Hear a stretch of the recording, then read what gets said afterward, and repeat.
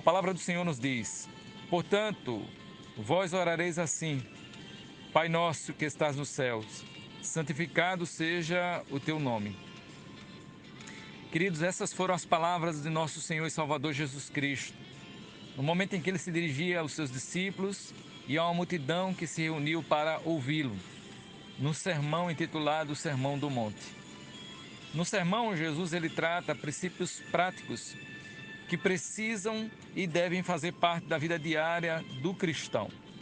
Nos versos anteriores, Jesus havia chamado a atenção para o comportamento dos fariseus e ensina aos seus discípulos e ouvintes a não seguirem ou a evitarem o exemplo do comportamento dos fariseus, um grupo religioso que se destacava pelo legalismo, pela alta preocupação com a aparência e o reconhecimento diante dos homens. No trecho, Jesus ele ensina como orar. O modelo apresentado é o Pai Nosso, um modelo que alguns entre nós fomos ensinados desde a infância ou pela tradição religiosa. Jesus não apresenta a oração como uma forma engessada, onde as palavras deveriam ser repetidas exatamente da forma como ele pronunciara. Embora não haja nenhum erro ou pecado em repetir as palavras conforme o modelo da oração de Jesus, o propósito não foi esse.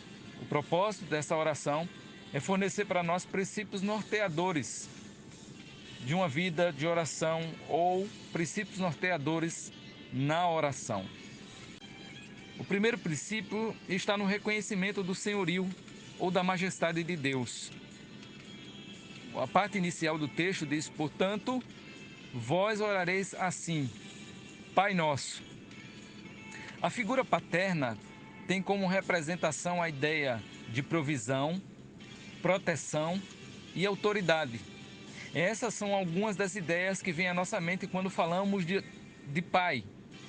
Quando oramos, devemos reavivar em nossa mente que Deus é o Pai que provê para a criação todas as suas necessidades diárias.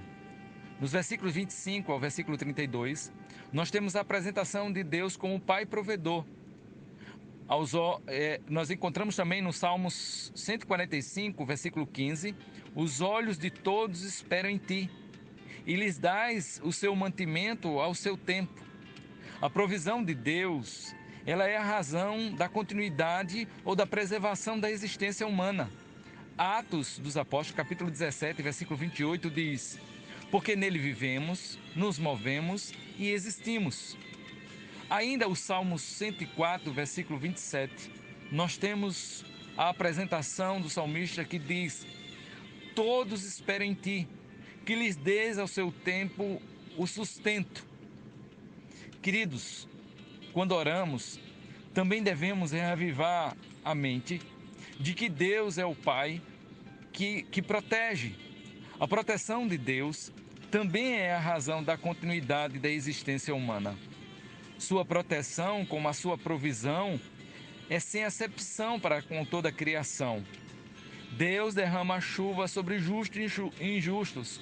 O sol nasce sobre justos e injustos. Deus cuida da ordem da criação animada ou inanimada. Todos desfrutam da atenção, da proteção do Senhor. E a sua proteção está ligada à sua santidade, à sua onisciência, à sua justiça, entre outros atributos. Ninguém pode nos proteger quanto Deus nos protege. Recordamos os Salmos que diz que se o Senhor não guardar a cidade, em vão vigiam os sentinelas.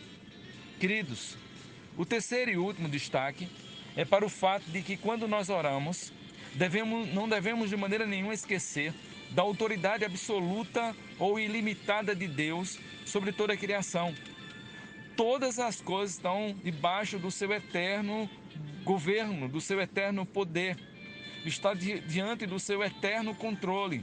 Deus é aquele que tem o poder sobre todas as coisas e controla soberanamente todas as coisas, livremente todas as coisas.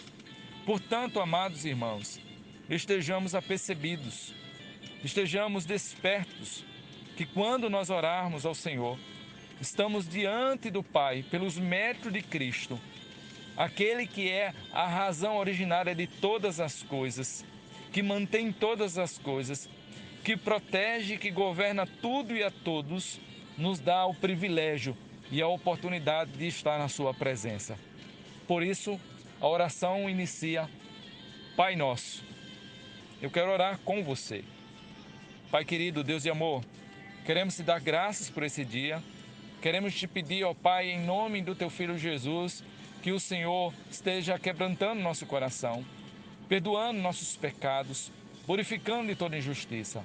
Nos dá um dia debaixo de tua bênção, Senhor. Nós te exaltamos para sempre. No nome de Jesus.